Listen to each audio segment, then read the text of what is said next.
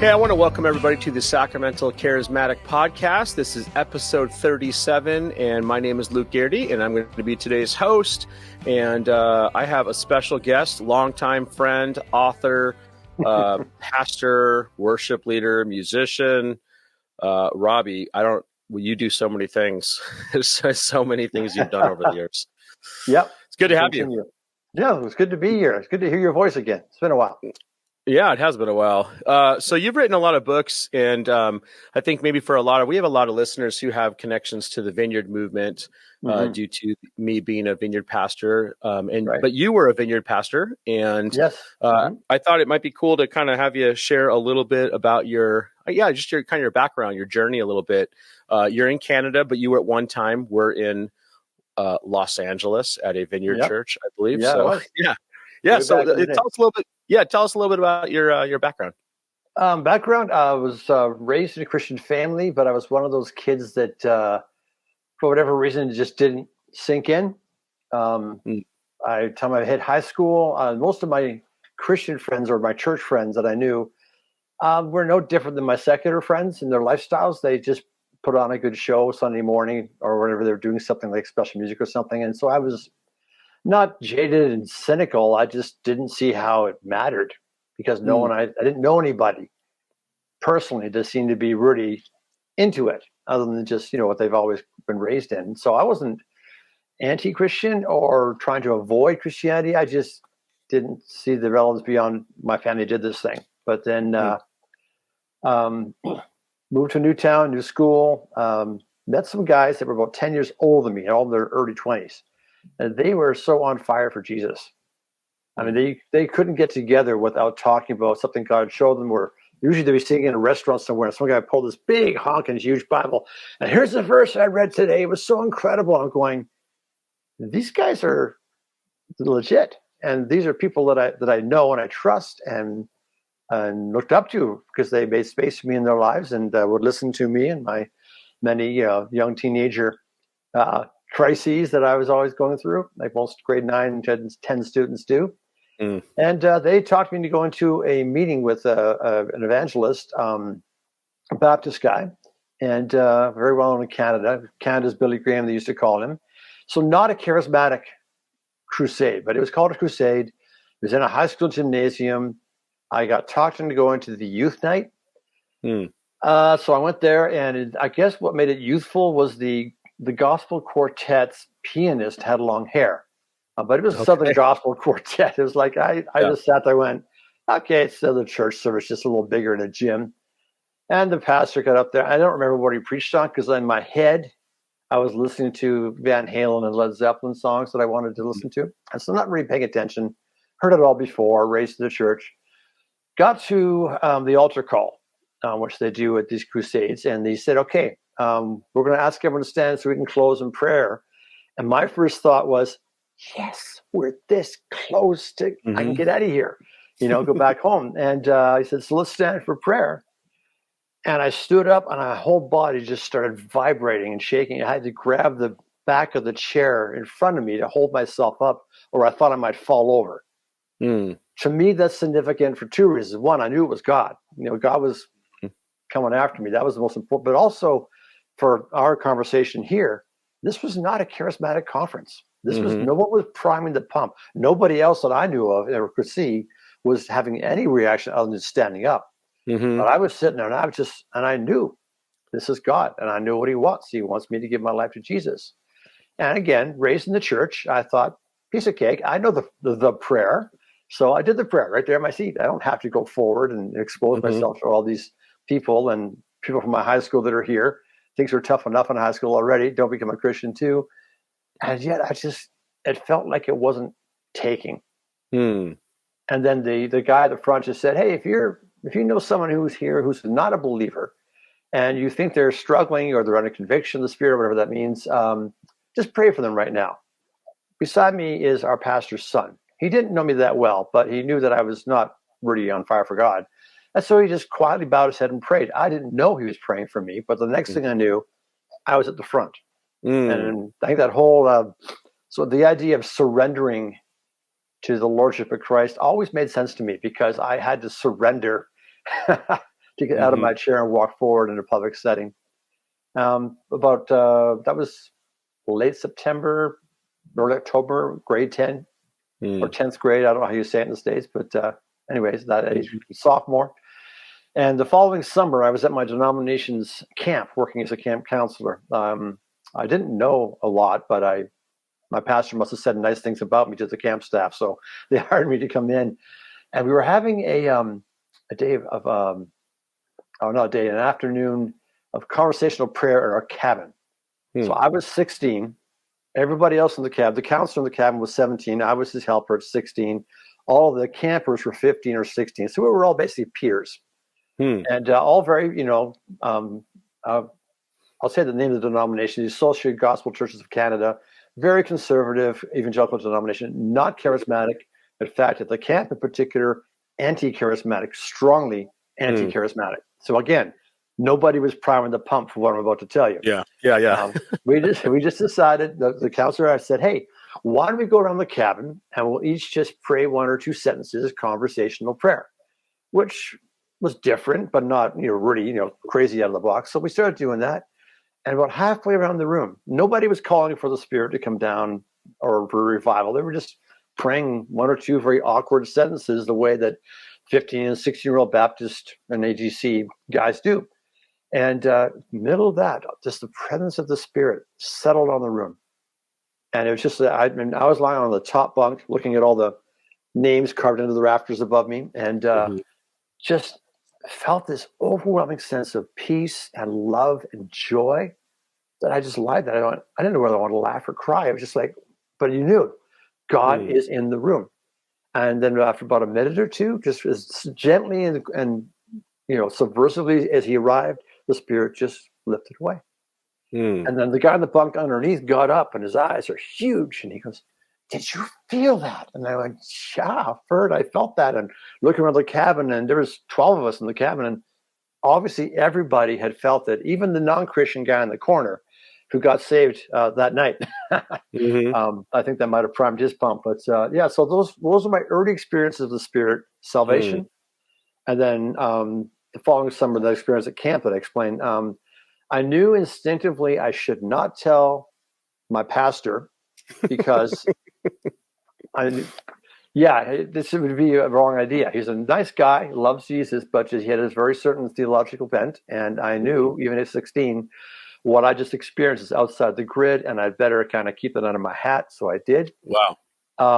My Pentecostal friends, I had a couple of friends at high school that were Pentecostal because now that I was a believer, I wanted to find other people that were really on fire for God too, and were willing to stand up and say, yeah, I am a Christian, whatever that might look like. And there weren't a lot in my high school. Most of the church kids wanted to kind of play it, on the down low. So I didn't care what denomination you were from.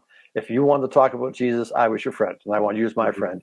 So I talked to some of my Pentecostal friends, and they went, oh, who spoke in tongues? Did anybody speak in tongues? And I went, no. Oh, then that wasn't the Spirit then. Yeah, no, you're wrong too. My pastor, you both have your paradigms, and what I've got here kind of doesn't fit in either one exactly. And I guess in that way, even though I didn't know the vineyard existed back then, I was kind of already trying to find the radical middle, trying to find something. Went to Bible college. I mean, that was another great time because I was at a party with a lot of my secular friends, and there's about 60 people there. And there were 4 or 5 of us that were believers, and we were all trying to figure out how do we make a difference here with our non-Christian friends. We love these guys; they're our friends, but it's just so hard to try and have conversations about God with them because being typical Christians, well, of course I'm a Christian. What does that mean? It means you're not Buddhist or not, whatever. So it was hard to have these conversations. And right in the middle of that party, God spoke to me, just said, "You need more training." You need to go to Bible college. He didn't tell me which one to go to or what, but that was kind of my choice. But went to Bible school, and while I was there, my girlfriend and I, now my wife, we were attending a more church because we were curious. We wanted to kind of see it from the inside now because our theology was we want more than what we were raised in, but we don't want to go crazy either. yeah, so we ended up going to this church, and we had at one point we said to each other, and it's in actually the first chapter of the book, said we shared the dream, and the dream in our minds was, wouldn't it be awesome if there was a church that had combined the exegetical preaching of the evangelicals with the openness to the spirit of the Pentecostals? That's something in between. That's not, Yeah. And then, so when we discovered, during when I was in seminary, when we discovered John Wimber's Power Evangelism, Power Healing, we went, this is it. This is that. This. We're not the only people saying this. Yeah. So, so it was really, really cool to discover that. So my initial introduction to the Vineyard, of course, someone gave me, said, oh, you're into worship. Here, you might like this tape. It's a tape of one of the early Langley Vineyard recordings. When I think Brian Dirksen sang 2 songs on it, and on one he was horrendously flat. And I used to play it for people, saying, look, everyone started somewhere. There was once upon a time where Brian was this young protege, and he was writing songs and very earnest, but it was a live recording. You don't get a chance to redo those. And he was kind of flat on some of the parts, but now he's incredible. But everyone started somewhere. But so that was my early exposure, and then reading John Wimber's books. And came to the Vineyard the hard way. We were in a non-denominational church that claimed they were open to whatever the Spirit might have, and they were thrilled that I, had a kind of a Vineyard theology. But when things got happening in the church, I got unemployed, and I remember my father actually phoned me. He said, "Okay, what are you going to do?" And I said, "Well, I hadn't really thought about it. I've just been trying to survive here at this church." Well, we're being accused of being Vineyard all the time, and I've got good friends at the local Vineyard. I guess we'll just go there. Wow. So we kind of, came in the back door that way, and the pastor that you got kind of ushered into it. Well, in one respect, I remember the first Sunday we were at the Vineyard service. There's a friend of mine who had also gone through conservative evangelicalism into the Vineyard, but he was leading worship my first Sunday that we attended the church as new attendees at the Vineyard. And he had done a song that he'd written, and it just was, "As for me and my house, we will serve the Lord," was the verse it was based on. And I remember singing that and just crying, going, I'm home. I've been kind of Vineyard adjacent. I had friends that were in the Vineyard. The Vineyard pastor whose church we were now attending had been a friend for several years, and I knew him. I trusted him. I liked him as a person. When we first got there, one of the first things he said was, "Okay, we know what you've just gone through at your old church and how devastating that was. First 6 months, I just want you to be. I don't want you to do anything. I don't want you to jump into leading anything or youth ministry, which is what I was into at the time. I was youth pastor. He said, just come here and let us minister to you. And as time goes on, we'll see where that goes." And within the next 10, 11 months, I was part-time leading worship at the startup of what we called God Rock in the day, basically a youth service in a rented facility. And within a year, I was on staff as a worship pastor. So, that's kind of how I got to the Vineyard. And just, I go to the Vineyard conference my first time at Anaheim, because Canada was not its own autonomous nation yet under the Vineyard. We were still part of the USA. And so pastors' conferences meant, Anaheim. I remember the first time there, just feeling like, I'm home. These are my people. This is my tribe. I fit here. In ways that I probably never quite fit in other churches. I was always the kind of the closet charismatic or whatever. Yeah. Or sorry, go ahead. Well, I was going to say that's a cool story. You hear that from so many different people in the Vineyard, that when they first attended one, they're like, "Oh, I feel like I'm finally, I found my tribe." Yeah, absolutely. It's always been an interesting thing because I kind of grew up in the Vineyard, so it was always like, I found it by way of family, I guess, as a kid, forced into it. But but it's interesting because there's an old Vineyard saying that you don't join the Vineyard, you discover you are Vineyard. That's very common. Yeah, Bill Jackson, those two streams. Yeah, go ahead. Yeah, Bill Jackson mentioned that in his Quest for the Radical Middle, and Yeah. When I read those words, I thought, yep, no, that is exactly how it felt. It's just Yeah. like I've been this, and I didn't realize that it was a thing. Yeah. Yeah. So we are going to be talking about a book that you have re-released, and actually that kind of brings me how I stumbled upon Robby. I remember, so back in the early 2000s, there was a conversation going on about the quote unquote emerging church. And I did my MDiv. I was writing on and researching a lot about emerging church missiology and whatnot in a rural context, because I thought it interesting that most of the conversations about the emerging church were in like postmodernism, city centers, university settings, trying to figure out how to reach, the emerging culture. But in a rural community, it was a little bit different, right? Like, How was one of that the for ways, you? yeah. Well, I always kind of like used to joke about how like in the emerging church conversation in New York City, it was like having a steeple or a cross on your building was a big sign saying "Don't come here." Whereas in the rural communities, the bigger the sign, the bigger the cross, the bigger the steeple, the more likely you might have somebody to come. It was like kind of opposite. But there was a blogger named Tall Skinny Kiwi, and Yes, Andrew and Jones. yeah, so I used to read his blog quite a bit. And I remember he used to always link to other things he was reading. And he linked to this guy named Robby, who was writing on the subject of being post-charismatic. And my story, I kind of have a similar story in some ways, where I was, I guess, part of charismatic church, as part of the Vineyard for a long time, but also saw some pretty crazy things and got to the point where I was like, I don't know about all this charismatic stuff, but I was struggling and wrestling with, but I couldn't see it. I couldn't see any exegetical or, biblical theological reason to reject the charismatic stuff, because it was right there. But I had a lot of personal experiences with all the negative for it. So I was really kind of at that stage in life. So I stumbled upon your blog, and this is the way I remember it, is I read the first article, and I was going to be working through it. And then the next day it was no longer there because somebody got a book deal.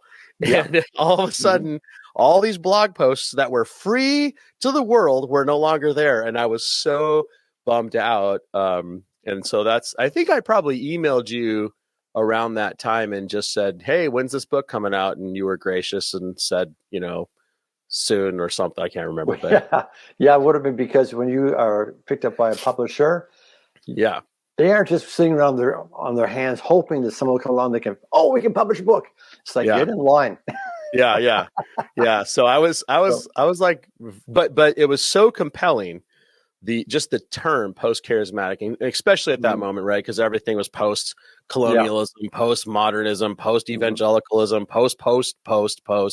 But I thought at the time it was interesting because what I read from that brief is what I remember, which stood out to me, was that you were actually, in a sense, calling for us to return back to like the original Vineyard third way, radical middle approach, and kind of like shut off some of the nonsense that had kind of been evaporated, or that had evaporated in, or so to speak, into the charismatic world. So I have a copy of the book right here, and it is available on Amazon for anybody. Look at you! You have your own copy as well. It's good that you have your own weird copy. to me if I didn't have one here. Yeah. It would be weird. But you and I have been friends for a really long, actually for a very long time. We've been pretty much talking for about 15 years. I'm guessing. Is that? Yeah. So, I've always really appreciated your thinking, your writing. You are not only thoughtful, but you are, you're a very, I guess you're a very theological thinker.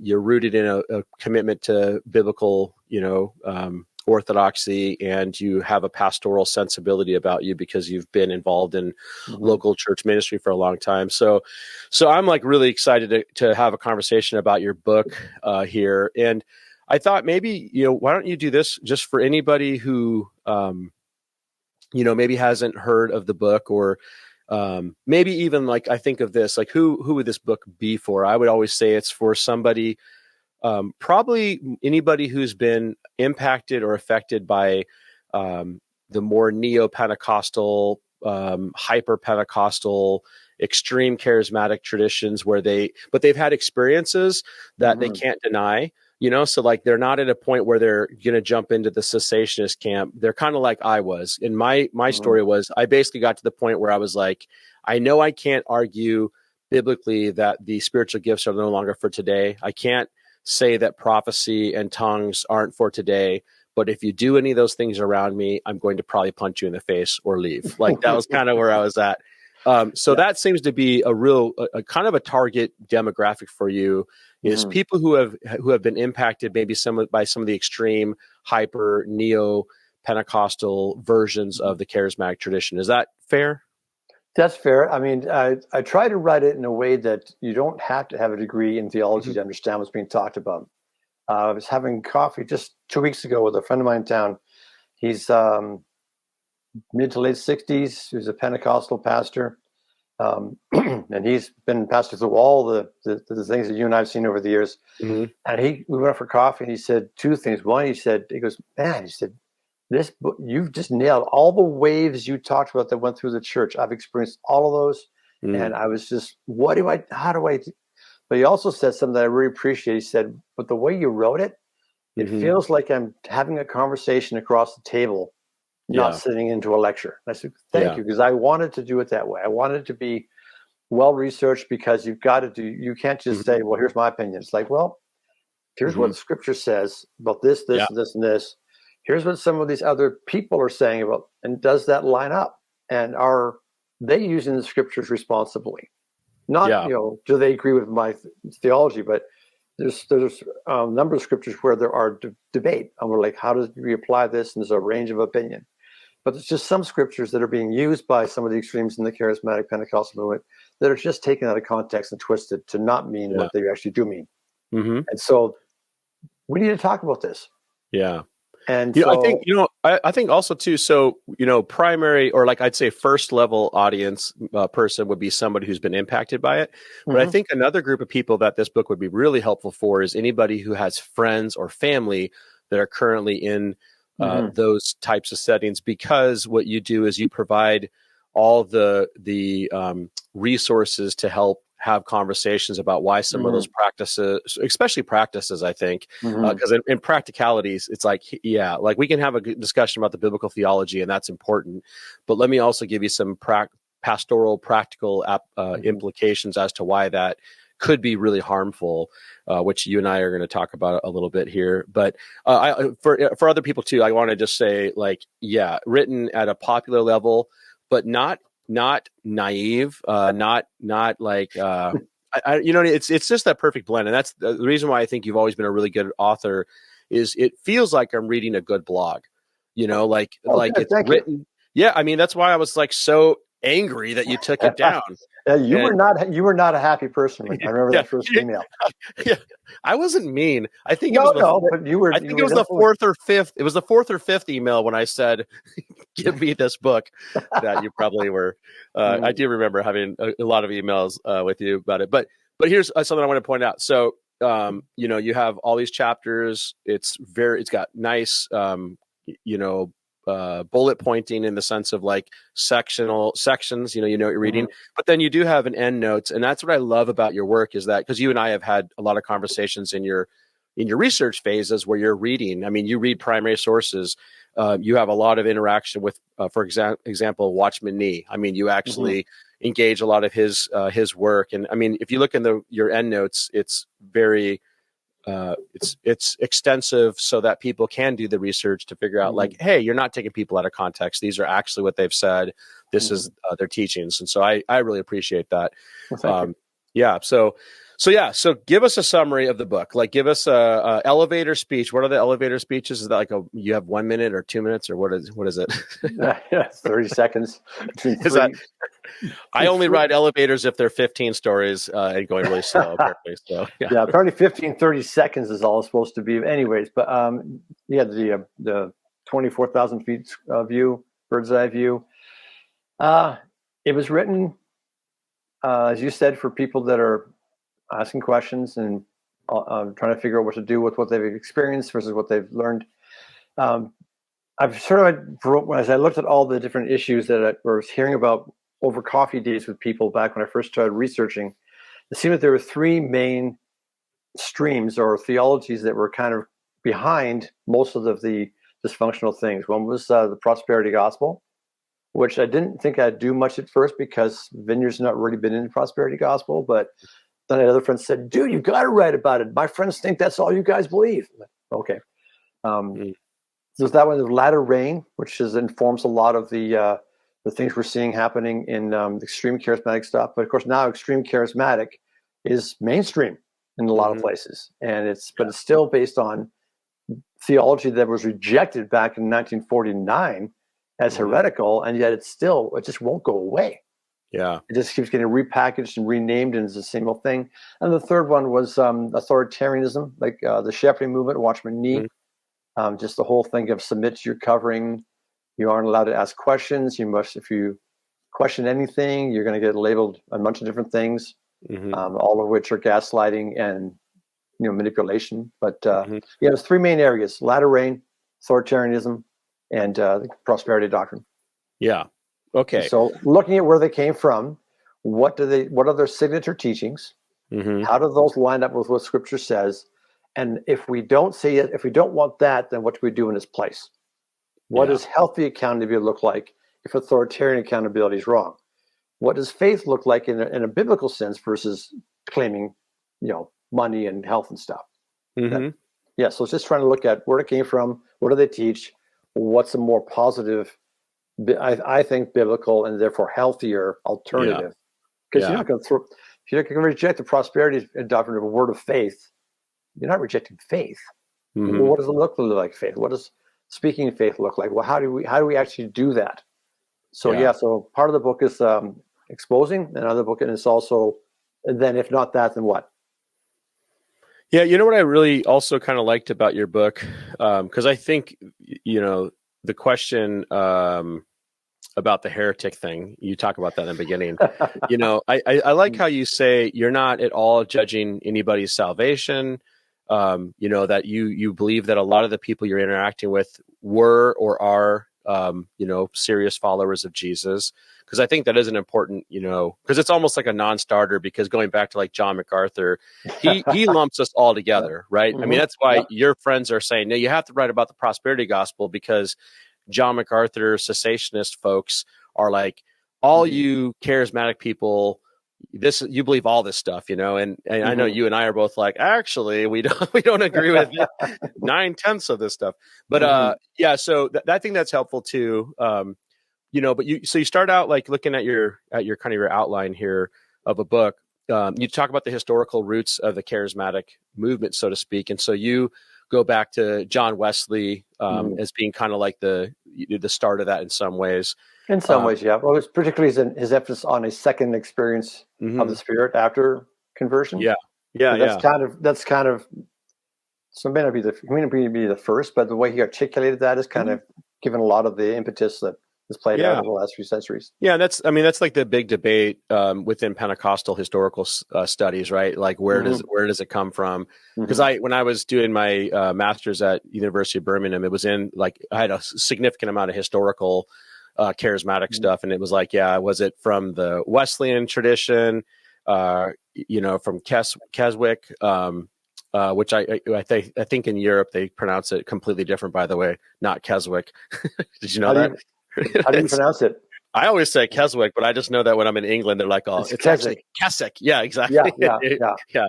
But I was like, "Oh, I just read it." But anyway, here's an interesting thing: Keswick camp meetings were happening in upstate New York or Western New York when I was in high school in the Toronto area, and my denomination, very anti-charismatic, would regularly have people go down there and see how wonderful it was. Yeah. I think I feel like if I remember, like the Elam, New York Bible schools, a lot of that have connections to that too. But then, so kind of like you interact a bit with the American. This is a North American thing. Yeah. My international professors always were very quick to point out, but like these waves, And so the first wave being like historic classic Pentecostalism, which finds, it's starting in 1901, Azusa Street. And then you have the charismatic tradition, I guess, from the like 60s. And then you have the third wave movement, which you and I think both would identify as third wavers if we had to be pinned down, right? Yeah. Depending on who's asking and how they define third wave. That's always I'm like, oh, how are you defining that? Yeah. If it's John MacArthur, no. But a question I've got for you, because you do such a great job of tracing the history between of those three North American, big seminal moments. Do you think there is, when you think about a fourth wave, do you think there is a fourth wave?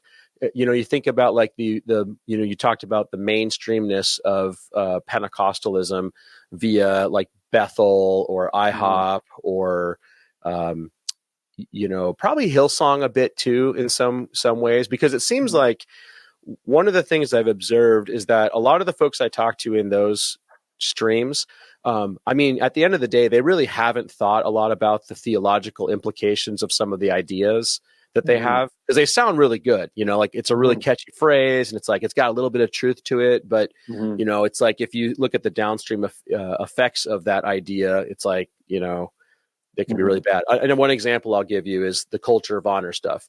Yes. Whenever I'm like, oh, I do not buy into the culture of honor stuff. People are like, you don't believe in honor? I'm like, no, I'm not saying that. No. I believe in honor. Honor is important. It's good. Yeah. It's a slogan. I believe that churches should have cultures that honor people. But when you have this culture of honor to where you can't question authority or leaders, or you can't be honest and truthful, the drawback I see is that downstream impact is that if somebody is abusing people, whether it's spiritually or sexually, downstream, maybe you won't say anything because you don't want to be dishonoring to that man or woman of God. So there are pastoral ramifications for it. So I'm curious, do you think there is a fourth wave? And if so, how would you define it? Oh, that sounds more like a sociological question. I don't know. To me, a fourth wave would be like, if I could, create one, or design one, and say, hey, it'd be cool to see this, and call it whatever you want. Like you said at the very, very beginning of our discussion here, they were calling people back to where we've gotten off track, how we get back to. And in that sense, it's kind of like the Old Testament prophets, come back. You've mixed the covenant of, with Yahweh and with all these other things in the nations.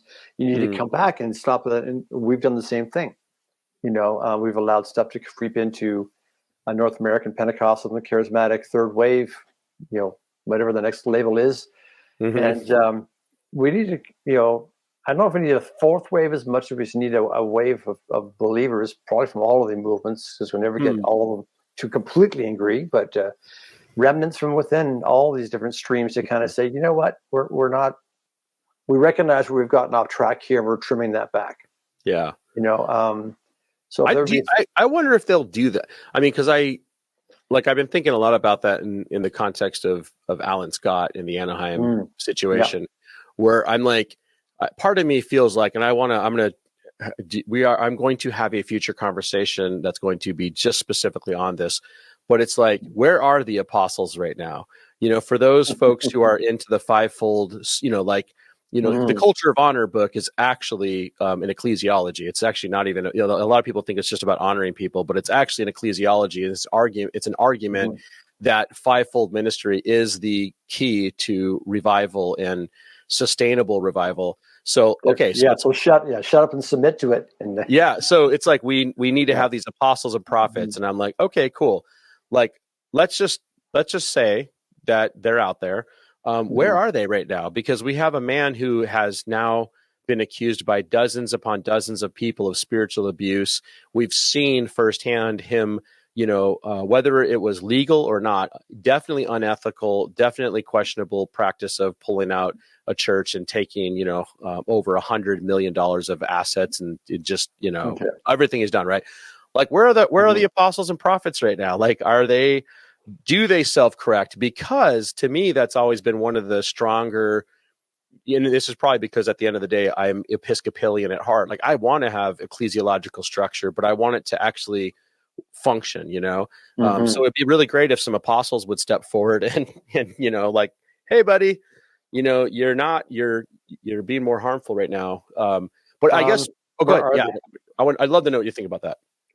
Where are they? I think they're mostly just going under the radar and just in whatever their local context is. They are trying to apostle or whatever. Is that one of those things where, like, Wimber said, elders eld, apostles apostle?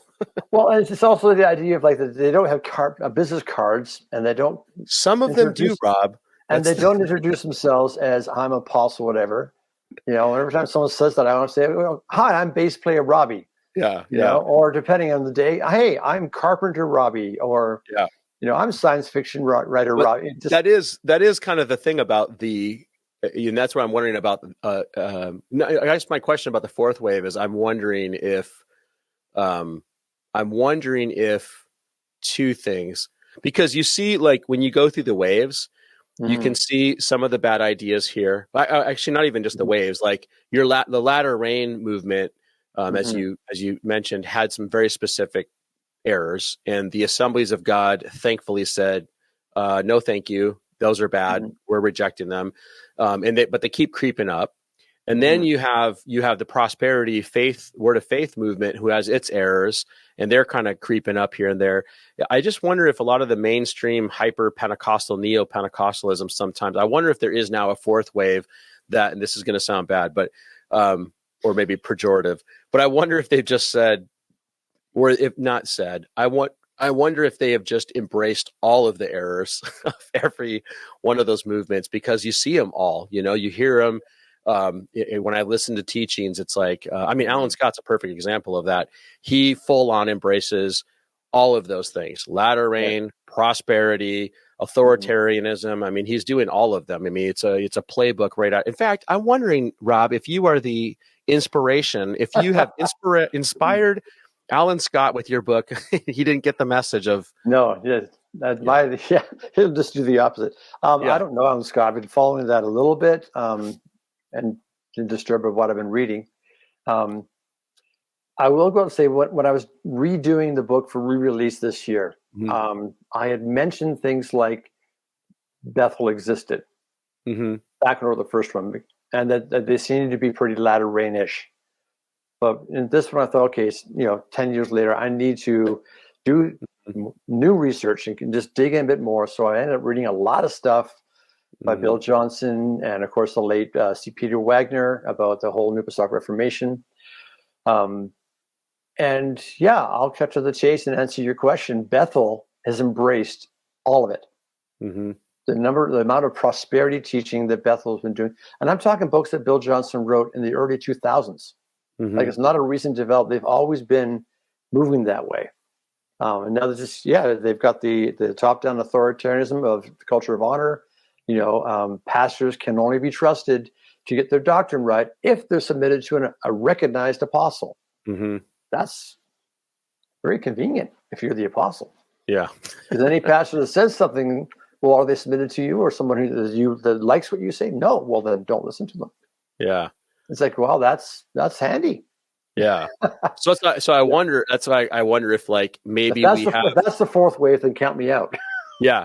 Well, yeah. I'm not suggesting that we embrace whatever waves there are. I'm just saying that I wonder if sociology, like church, especially ecclesiologically inclined sociologists and historians, looking back, say 20 years from now, are going to see a fourth wave, to use, Peter Wagner's language, because it does seem like that. And there's a lot of things about Bethel or any of these traditions that, like, there's a lot of good things in them. It's like, oh yeah, that's great. Bethel has a really, using the honoring word here, but I don't mean it as a pun, but, like, they do honor Bethel. Bethel honors Wimber and the Vineyard, and has there's a good relationship there by and large, even though we have some differences. But it is different. And I think that's kind of what you and I have historically wanted to say. Hey, these differences exist, and there are some major biblical theological differences, especially in relation to the kingdom of God. And then finally, I think that there are some really important pastoral, challenges that are there that do impact people in a negative way. Is that fair? No, that's fair. I think the first one that pops to mind is back when I first started researching. This is good 15 years ago now, because some friends of mine in the emerging conversation were saying hey, you're a vineyard kind of a guy, and why don't you do some research into charismatics that are becoming more emerging?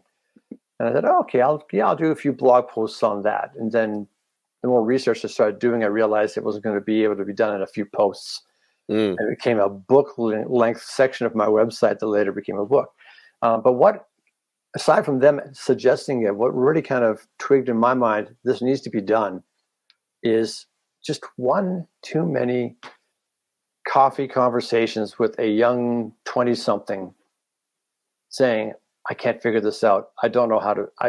You say there's wheat and chat. I can't tell which is which. I'm done. And then they walk away from the church. And in a lot of cases, don't know what the percentage, but too large a number, walked away from faith entirely because they didn't know which church to trust. So they trusted no church, and just, it didn't, overnight, but just over a period of months, and just drifted away from God completely. That's what first got me going, because giving them a book like MacArthur, he's written so many books, just cherry picking straw men and then torching them with a flamethrower. It's not helpful. It's just caustic and bitter and angry and mocking. And if you're someone who's into these things or questioning, these books aren't helpful. Yeah, and they're also, there's a lot of it's just not true. There's so many things he does. It's like, man, because they're having a new. I don't know if you saw that, they're doing a new cessationist conference this coming year. And, really? It's like, well, so he wrote a book in the 78, 79 called The Charismatics. Yeah, The Charismatics, and then he had Charismatic Chaos, and then he had Strange Fire, and then there's going to be a new book. But it's interesting because now they have some new, younger than John MacArthur, so still not young. I want to be very clear about that. Younger voices that are entering into it. And it's really interesting how they keep repeating the same rejection of charismatic stuff, by and large, that just misrepresents pretty much everything that any informed, Pentecostal charismatic scholar we would never say those things. Craig Keener doesn't believe any of the things that they accuse charismatics of believing, and he's like our guy, right? Yeah, that's right. Well, I've been reading I'm about halfway through reading a paper by a Pentecostal a professor at one of the Canadian Pentecostal schools. He's the head of vice president in charge of academics and stuff, and he's a PhD, and he's writing a whole thing on subsequence and the tracking, how that's kind of the doctrine of subsequence is morphed and continues to mutate and change and become more refined in the Pentecost. There's a lot of deep thought going on. A lot of deep thinkers, but it's easy to just write them off, go for the extreme craziness and make fun of it, and then throw that in. So that was part of the reason why I also wrote, because MacArthur, we have people like MacArthur. He's not he's the most famous one, I guess. And I thought, what? Why aren't more insiders speaking up? And if MacArthur can write these books on sloppy research and caricatures and just being dismissive, why aren't you would say, where are the apostles? Where are the pastors? Where are the people who are saying, let's write something from the insider's perspective, saying, let's clean up our own messes. Because MacArthur is kind of he's almost a caricature of himself. But that doesn't mean there aren't legitimate problems. We all know they are. Everyone will tell you, the church isn't perfect. There are problems in charismatic. Fine. Well, then why aren't we talking about them? Why do we not? And then you run into the same thing. You don't want to speak against the Lord's anointed. Well, that's a verse taken out of context right there. So, well, I think even if we can be self aware and self-critical, honestly, I've heard a lot of these errors in vineyard churches. Well, they're very pervasive. They're not. There used to be a time where they were fringe. Yeah. Like in your country, Well, ours too, but particularly in your country, you've got a whole whack of people that were fringe conspiracy nuts. Mm-hmm. Suddenly, they're not as fringe as they used to be. Mm-hmm. Yeah. Suddenly, everyone's going, well, no, there's something there. Like, no, it's Mm-hmm. craziness there. There's a lack of critical thinking. There's a Mm-hmm. bandwagon effect and a shout Yeah. you down if you disagree effect. Mob But now, mentality when it comes to yeah, ideology. Yeah. yeah, Yeah. it happened in Canada too. I mean, during the pandemic, and we had our trucker convoys up here. Mm-hmm. And boy, I tell you, locally, the number of Christians that were part of the trucker convoy mentality was shocking to me. The Hmm. one church in town here set up they were the largest church in town, their Baptist church. They opened their doors of their fellowship wing and gym as a vaccination station. Where then, on the other side, you have all these, more Pentecostal charismatic, mostly independent charismatic churches defying all these orders, holding public worship meetings and talk. One guy. That's why I'm really glad that I'm in the United States, because we believe in freedom. We're not like you communist Canadians. We we reject your reject your monarchy. Yeah. Speaking of caricatures and straw men. Oh, I have some good Canadian ones. Yeah. Yeah, it is interesting though, because there is, I guess it's you mentioned the idea of critical thinking there. Mm-hmm. And I think we, in our country, I don't know how it is in Canada with this, but I was just talking to a friend the other day, who actually talking to a friend he's a retired lawyer now, and so he went to law school, and I was telling him one of my favorite classes in college was a critical thinking class. It was on logic and reason. Mm-hmm. And I remember it was the first time, I was 18 years old, that I learned about logical fallacies.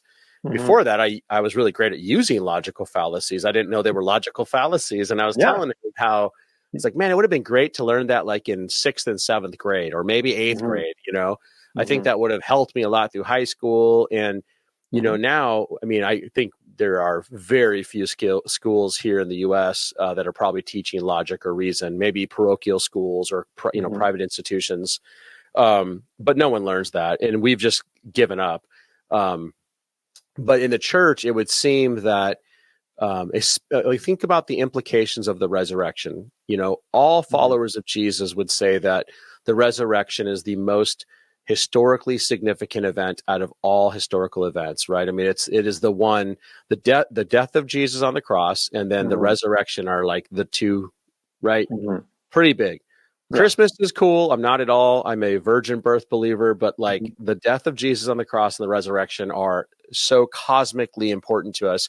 And you and I both know there's a lot of historical evidence to support, the belief in the resurrection. It's a reasonable worldview. It's not crazy. I don't think it's crazy at all. And so those arguments are really important for people to know. Because it does help solidify our faith, I believe, but it requires thinking, it requires reflection, it requires study, it requires us, doing our homework, so to speak. So I wonder why culture and society has been so dumbed down. It's like we've kind of lost that value, so to speak, and I love how your book does a good job of, like, especially for us charismatics, you do a really good job of I think, priming the pump, so to speak, where it's like, oh yeah, I do need to be thoughtful about this. Oh yeah, there is some biblical theology here that needs to be sorted through a little bit too, and then you can see the practical ramifications as to why it matters. So that's why. I think I've sent there's an Amazon affiliate program where if you send people a link, you get credit for it, and then you get a little bit of a gift card at the end of the month. Oh, nice. I've sent your link to a lot of people for this book because well, thank you. When they're trying to figure out the whole charismatic stuff, like they've had a bad experience and they're like, I'm about ready to bounce from the charismatic tradition. I'm like, I have got the book for you. It's going to save your soul. So it's really good. I don't claim saving souls, but I know what you're saying. It's funny. My parents were telling me the other day, they were retired now. They live in a retirement apartment building. And they said, oh, yeah, we have a bunch of retired Pentecostal pastors in our building. We've been giving them copies of your book. And I went, How did that go over with the other? I'm curious too. Yeah, how did that go? My dad says one guy came back and said he had the book in his hand. He said, "Where has this book been?"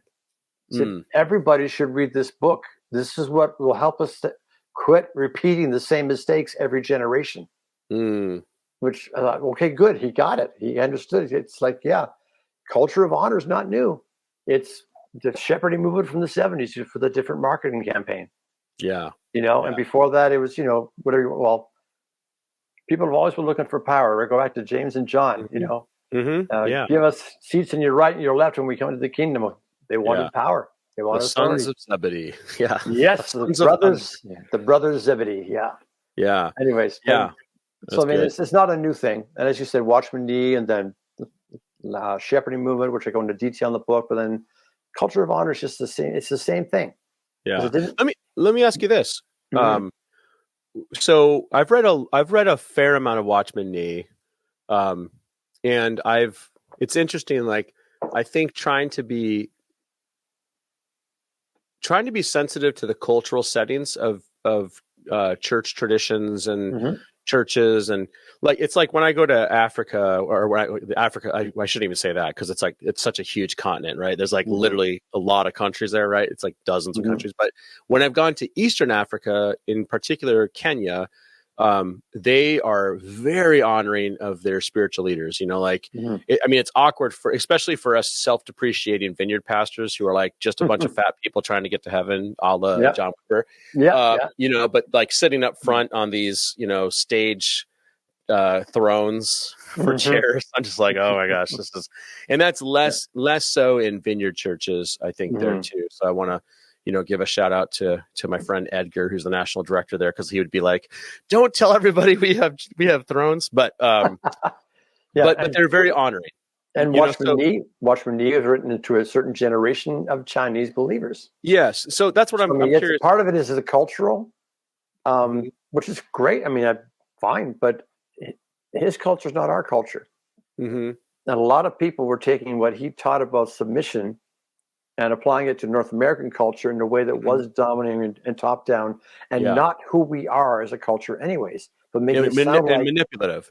Basically, it was manipulative. Spiritual people go like, the world says this, but God's people live this way. Well, in China, both people lived that way. That was part of the culture. I mean, it's my understanding. I mean, but just... Yeah. Well, that's what I was curious of. Yeah. I was kind of curious of, how when you were doing your research, how are you navigating... Because I mean, you've served in missions internationally. I know that about you. You've been in other countries. You've interacted with people from other cultures. When you were writing on Watchman Nee in particular, was that something you were kind of trying to navigate through? And because you read a lot of his work, I mean, I read a number of his books, not all of his books by any stretch. Obviously, Submission and Authority. That's one of the ones been used. Also, the normal Christian life that we're most familiar with. How shall this man live?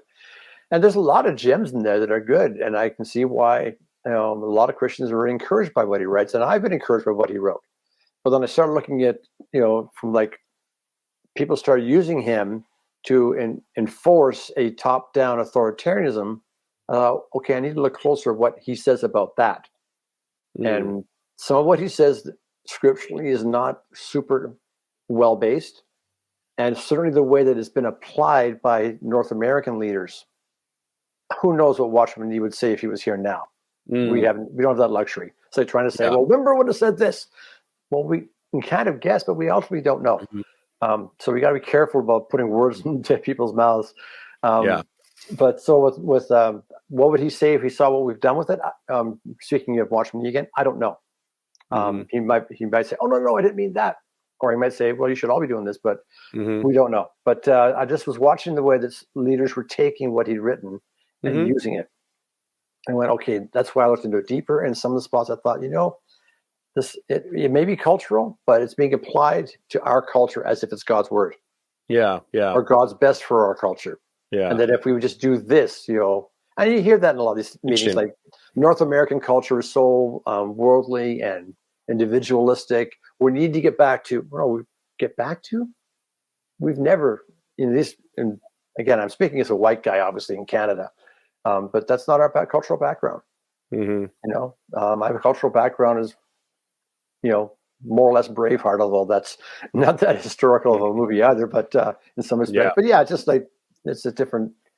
So when you take it is kind of interesting though too how every culture throughout history, every Christian culture has used the Bible to justify a lot of its values. It's like that. I think that Augustinian, what the heart wants, the mind justifies type of thing, but we do it culturally. yeah. The issues with the First Nations and colonialism in Canada is it's an open wound, and it's very much as you start to look into it more.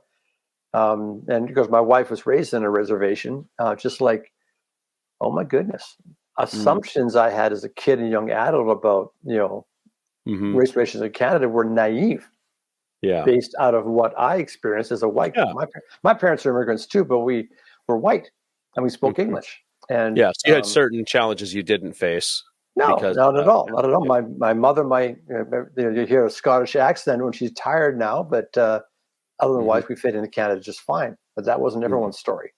And certainly not the story of people like me brought with them. So anyways, there's a lot of, again, back to Watchmen, just being careful how we interpret other cultural influences on our faith, but also being able to step back and go, wait a second, the Pharisees, it's easy to point fingers at them for not seeing their own hypocrisy and not seeing how they compromise, but we do it too.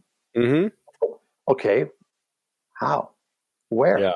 Saying that, well, we know we do it too is one thing. Being able to pin down, and this is the area. That's when you start seeing repentance happen, because you got to sit down and reflect and say, well, if we're doing it the same as everybody else, what exactly does that mean? And what way have I contributed to X or Y? And what do I need to think different and then do different? And that's part of that. You mentioned earlier, the whole thing of reflective, critical thinking and being self-aware. I think that's been one of the most helpful things for me is having, read a lot of thinkers who have done a lot of self-reflection on our tradition. As I think even James K.A. Smith has a really great book that was called Thinking in Tongues. And, just the way that I think he grew up in the Assemblies of God, but the way he was able to like kind of raise some different issues that we charismatics tend to avoid, it was like really helpful. So anytime we can do that, it's always, obviously I think it's helpful for our growth. Right. Yeah. So, if you had to,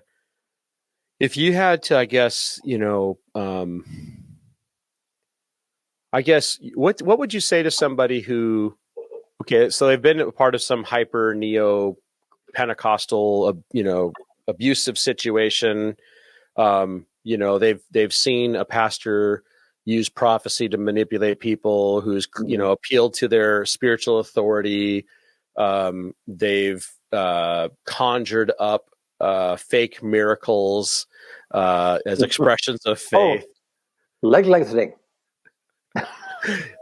So you're going to just say what it is. Okay. Well, that's one of them. We used to call it dumb television.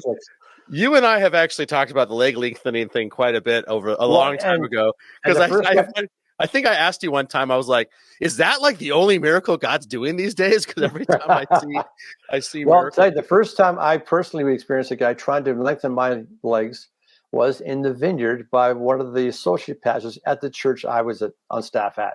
Yeah. And that made things really awkward because I wouldn't play along. Yeah. He got after me. He said, dude, you wouldn't turn your... I wouldn't turn my hips, He said, I'm trying to build faith for healing. I said, no, you're not.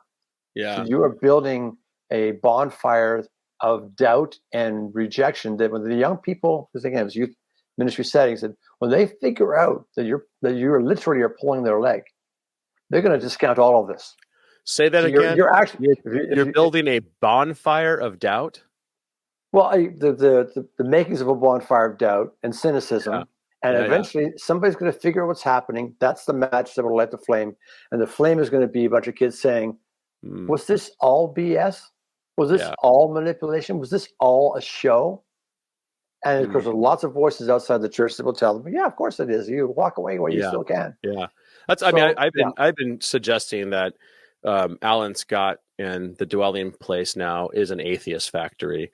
because it's like, I mean, seriously, it is, You know what? I mean, I hear what you're saying. I mean, I hope you're it wrong. is, no, But I know what you're saying. here's the reality is I'm not, I mean, I know that there's people who have been impacted so significantly by that level of manipulation, spiritual abuse, nonsense, BS, et cetera, whatever you want to call it, that they now are questioning their faith. And so that's the question I want to ask you is, so let's, you're going to speak to somebody who has gone through that.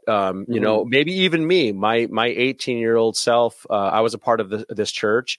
And I found out that the prophetess, okay, scare quotes, the prophetess was being fed information from pastoral staff about people to prophesy, and there was all this manipulation and crazy stuff that was going on. And so for me, that's actually the moment that I was like, I kind of embraced this whole, I know I can't argue against this stuff biblically and theologically, but if you do it, we're going to have problems, worldview. But what would you say to somebody who's gone through all of the errors that you uncover in your book? What would you say to them in the context of A, following Jesus, and B, still being open to the work of the Holy Spirit? Okay, let me answer that as if they've not read the book. Yeah, because you can't say read my book. Yeah, exactly. It's just that's like yeah. Don't like when people do that to me. Why would I do it to them? Yeah. No, I mean, again, I've had a number of these conversations with people. That's what led to me first starting to do the research and to write about it. It's like, okay, I know this will sound cliche, but here's the truth. Jesus is not your leaders, and your leaders are not Jesus.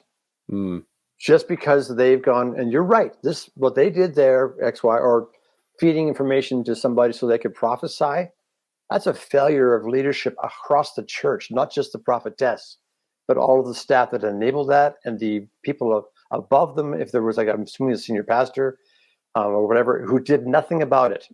They at best ignored it, maybe collaborated it, and became a aider and abetter of deception. It's a failure of the whole leadership of that church. Oh my goodness. You're right. That's wrong. That should not have happened. But I think Jesus, there's still a baby in the bathwater. There's still wheat among all this chaff. There's still the treasure hidden in the field, the pearl of great price. Jesus is more than that. And I'm sorry that happened to you. I'm really sorry you went through that. I'm sorry. I mean, I feel the same as you. That was wrong. That should not have happened. But don't let that derail you from the real thing, which is Jesus. His Spirit will guide you into truth, but you got to listen close, and you don't be gullible. Be a Berean. Listen to what's being said. Don't get hard and cynical. Be open, but check the scriptures all the time. If it doesn't match up, don't call them a heretic and just get a bonfire out back for them. That's the wrong approach. But just okay, I see where you're coming from. I would go to someplace else, or I go hang out with other people instead. You don't make it a crusade against them, but don't let yourself be hoodwinked by them. Be a Berean. Bereans were two things. They were open. They were eager to learn. They listened with great eagerness, the Bible says. And they studied the scriptures to make sure that what Paul was saying was really true. If we can get that, logical thinking, if we can get that, a value placed on that. It's only one little tiny verse in Acts 17. If we could get more Christians doing that, I think we could head off some of these problems in individuals. But if I'm talking to somebody across the table, I will probably, if I've got a Bible handy or pull up my phone, I will show them that verse and say, this is the gold we're going for. Yeah. And what happened to you was inexcusable and wrong. And thankfully, someday we all stand before the Lord. And I don't want to be all judgmental and say, oh, well, look good on them. But just, what they did, God will talk to them about that at some point in time. Yeah. How do we keep following him in spite of the stuff we've seen? I mean, all through, David said in one of the Psalms, even my close friend who I've broken bread with has lifted up his heel against me. Like, people do things that are very betraying, including leaders. Bible gets that. David, got that. I mean, Jesus gets that. He was betrayed and abandoned by all of his buddies. Betrayed by one, abandoned by the rest. And yet he forgave. He was able to move on. He didn't allow that to impinge on who he knew God had called him to be. And that's a long answer to a short question. Yeah.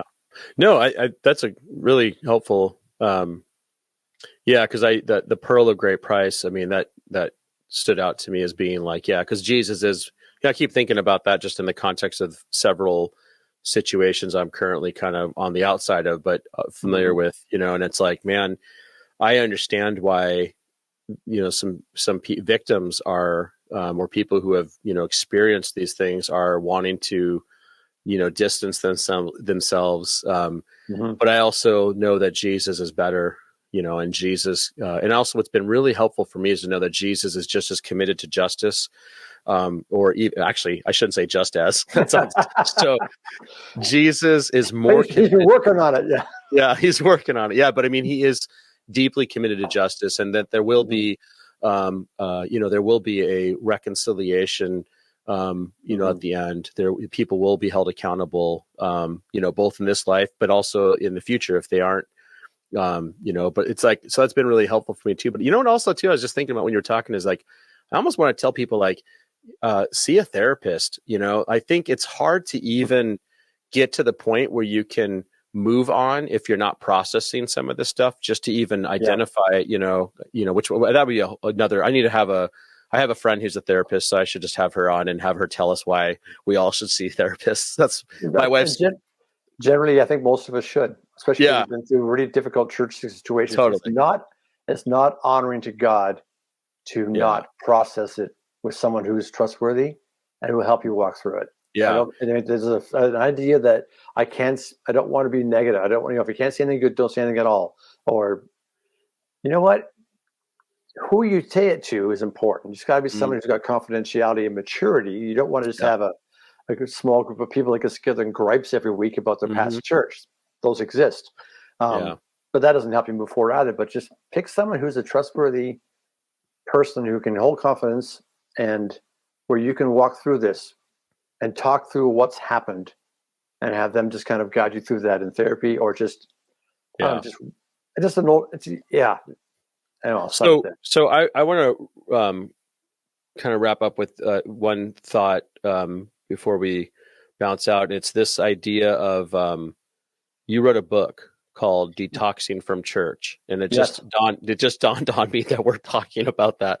And I have the one guy who so you wrote that book, which we should do another podcast really soon on that, because I think that'd be a really fun one. I need to reread it though, because I haven't read it for like 10 years. Has it been 8, 10, 12? Oh, that was the very first one I did, and the new version of that, if you don't have it, I've added a whole section called Assorted Parables.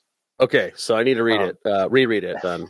But I remember I've recommended it to a ton of people, because I could think of a 5-step detoxing model, a la John Wimber's. Like I would definitely have see a therapist, read detoxing from church, and I think having good friends. There's a lot of different things we could add to the 5-step model of that. But I think what you just said was really, really helpful, because I do think that like it's hard to really until you've gone through it, it's hard to understand the impact a negative church experience can have, and I think one of the challenges I've always had as a pastor, one of the things it's par for the course now, because it seems to just be part of it. But and I'd love to know your thoughts on this too, from your experience pastoring. But it's like there's some people who just cannot disassociate you from God or from what they perceive to be God. Like if they feel like God's been a certain way to them throughout life, then they have a hard time not seeing a pastor that way. Or, if they've had one bad experience with a pastor, then all pastors are that. And that was really hard for me when I first started pastoring, because I had all these, we've always had a ton of either unchurched or de-churched people Mm-hmm. who will come back because they like hear our church is, different, but it's like, as you get to know people, you hear their experiences. It's like, that used to always bug me. And I'm going, I'm not that guy. I didn't do that. It's like, but I understand it too, though, Mm-hmm. because I went through that. I had some bad pastoral experiences, and I carried that into my early 20s for a while. It wasn't Mm-hmm. until I actually, what's interesting about that, the irony is I experienced some charismatic chaos from pastoral, poor leadership. And it was through charismatic experience at a prayer meeting that I got healed from it. Because God has a sense of humor. Yeah, it's like when I say it out loud, I'm just like, that's so ironic, So yeah, but anyway, I don't know. My first pastorate, same thing. I was a youth pastor. I just finished seminary a year or two earlier. I worked in the Christian-run youth detention center for immediately after graduating from seminary because, again, I was already kind of vineyard-ish, or vineyard adjacent. So there weren't as many church jobs I could apply for, but eventually got one. But the first few months, the number of times I would meet people that were projecting their last church experience on me. I was like, I'm 28. Yeah. can we wait for a year or two until I do something that bothers you, and then we'll talk about that? But people do. They come when they project, or sounds cliche, but people that have father issues. Yeah. Had an abusive father, as a father, they will put that on God and then put that on you. And and most people are aware they're doing it. It's not deliberate, but it's there. Yeah. But let me tell you, two significant pastors. My vineyard pastors I mentioned when I first joined the vineyard, who just said, come here and just be, and let us love on you, or whatever the expression you want to use. But basically, you've been through a difficult church situation as a pastor, getting kicked out from being to vineyard. You're wounded. You need time to just chill and let the Lord minister to you through this local body. And I look back on that and I kind of go, that was apostolic, if you want to put that. It was definitely wisdom, nurturing, pastoral. I mean, ironically, he and his wife, we were the only typical pastors in that vineyard church that we come from evangelical into more charismatic experience. They were from word faith background, looking for more stability. And he was the senior pastor of a vineyard. And he was great. We love him dearly. But some of their ideas that they would just toss out or just would say in the lingos of praying, you're going, sound like the televangelists, because that was kind of their background. Yeah. And the third pastor on staff was a total latter rain guru. Always talking to him. He was, anyway, so it was an interesting mix for me because, again, these are people that I know and love and value to this day. And we were not on the same page, but we worked together for a while. But the fact that he gave me time to just be in the body and to just recover that way without putting pressure on to serve, or do it. And eventually I was, like I said, serving. The other one I want to mention is way back when I was still in college and seminary. My home church, again, not charismatic. The youth pastor knew I was, but he still allowed me to be a youth leader in the church anyways, because he knew I wasn't going to sneak behind his back and try and covertly have a speaking in tongues service, because I've never done that. Anyways, but he trusted me that way. But I tell you, the amount of trust he had in Wendy and I, the way he reminded us to keep putting our marriage first as our first ministry before anything else, and the need to to balance life and to not. He spoke so much life and wisdom into how to lead, and he demonstrated too. His name is Jorge Mercado. He's in Puerto Rico. He's from New York. He was born in Puerto Rico, immigrated to New York when he was a kid. Has a whole long story. It's pretty wild. But anyways, he was so instrumental in Wendy's and my life as young in training. I did an internship with him during my last year of seminary. It was at his church. And just the amount of positive pastoral modeling he did, I think has helped us immensely more than we even realized at the time. We loved him at the time. We love him even more now because we realize so much of what we were able to just figure out and sort out. Hey, this is not right. This isn't what George would do. Yeah. What's different? George was always saying, you can't, you'll never change people through rules and pressure. That's the Spirit's job. If you force them to change, then it means you're forcing the change. It's not really change. It's conformity. Like, well, that spoke to everything when we got more involved in charismatic circles and started seeing the whole shepherding and culture of honor kind of thing. It's like, no, but you're actually getting in the way of the Spirit when you try to do that. And I had written that down earlier, just phrases like, don't quench the Spirit, heresy hunter, doctrine police, enemies of revival, blasphemy against the Holy Spirit. Those are actually phrases that are the tools of cessationism. Because you're taking those phrases and gaslighting them on people to stop using the spiritual gift of discernment. The diacrisis, the distinction between spirits. That's part of the charismata. And if we don't encourage people to use it, then of course they get all these kind of weird ideas. So when people start saying you can't say this because of all these different gaslighting phrases I just mentioned, you're actually getting in the way of what the Spirit is trying to do. Yeah. Which is ironic. Yeah. But anyway, so just to say, with George Mercado, we learned so much from him functionally, and through just spending so many years serving with him as a youth pastor. And I would go to the wall for that guy. He never asked me to. He never demanded that I show him loyalty or honor. We honored him because he was an honorable man. Yeah, that's like I think it was Wimber who said. I mean, I know this. Other people have said this, but I think I've heard this as a Wimberism. It's like if you have to tell everybody you're the leader, then you're not the leader. Yeah, it's true, and that's why take it off your business card. Yeah, exactly. It's if you think you're apostolic, prophetic, evangelist, you don't need that on your business card. Yeah. You shouldn't even have a business card. In fact, every person who I personally consider apostolic, and I know people who I do, but I know many other people do. All of them basically rejected that term. They were like, no, they all downplayed the fact that they impacted, thousands upon thousands of people, and led to hundreds and hundreds of churches being planted and movements and things like that. So that is interesting. Yeah. Well, I love that you. I don't know. I guess I'm just really glad that you rewrote. I mean, because I remember when you first said you were rewriting this. I just am really grateful. I think it's a huge benefit for the church to be able to have access to a book like this. Well, like I say, I wrote it because I'm just tired of watching too many people I cared about walking away. And so back when I first started, it was mostly 20-somethings. They were what? Now it's everybody.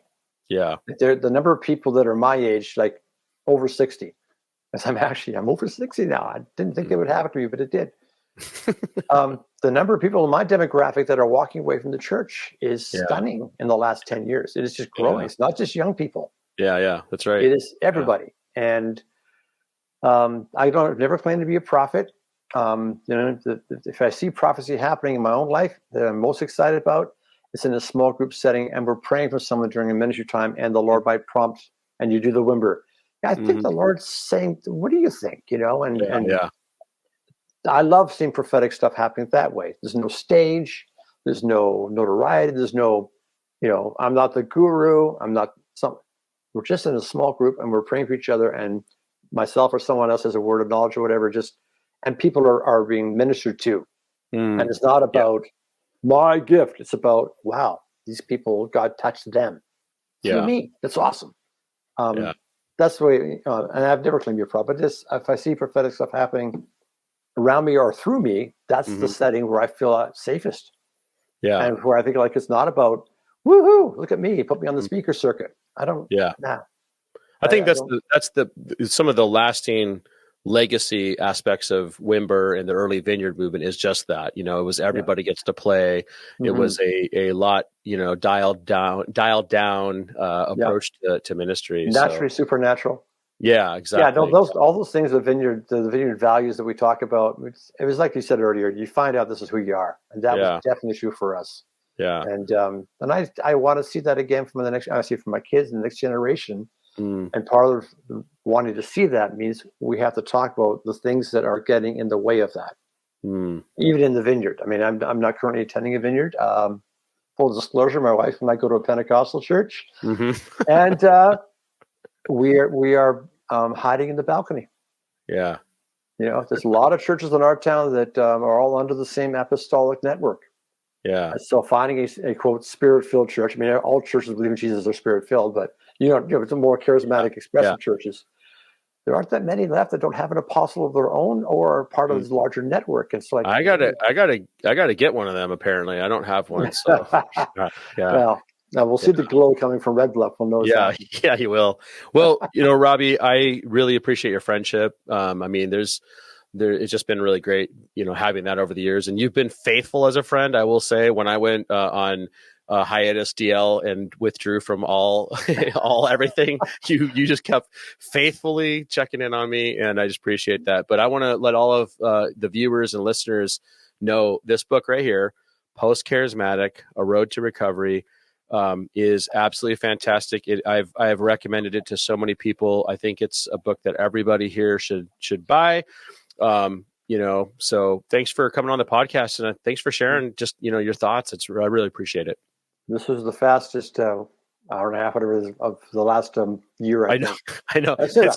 It's so funny. It's been very enjoyable, a lot of fun, and I feel you and I have had like these times where you remember when we used to do, like, what did we do? Skype or Google Hangout? I think it was Skype or Zoom. No, it was Zoom.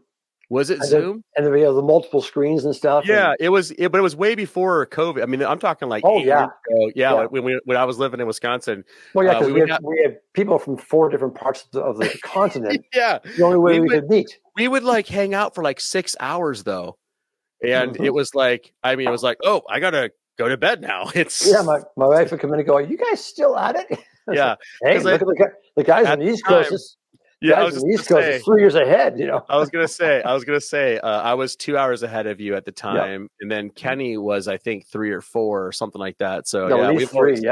Yeah, we've always had. Well, let's do this. Let's plan on having you on really soon here, like in the next few weeks, to talk about detoxing from the church. That would be, I think, really good. And maybe you can. I think it would be fun to creatively put together a 5-step model for healing from spiritual abuse, because that's actually a really cool idea. Yeah. I've been doing a lot of. Eventually, we can talk about this too. Oh, I've heard about that book. Yes, I've heard about that book coming out next year. But anyways, let's. Yeah, I don't want to start. I've heard about that book because I'm writing something for it. Yes, yeah, you said you would, and I'm counting. I am. It's tomorrow. By tomorrow, it's happening. Okay, fair enough. So anyways, hey, thanks for joining me though. Seriously. Let me throw it all back at you too. I mean, I appreciate your friendship, your input. You've been a great sounding board for ideas. And when I want to say, hey, I'm not a Greek scholar. You are, more than me anyways. And how am I using this correctly? And you've been really, really helpful to kind of help me sharpen the content of what I write, so that I'm trying to point out where other people are not following scripture. I don't want to make the same mistake. So I appreciate all the help you give me that way. And again, your pastoral concern and just friendship. It's fun hanging out with you. Yeah.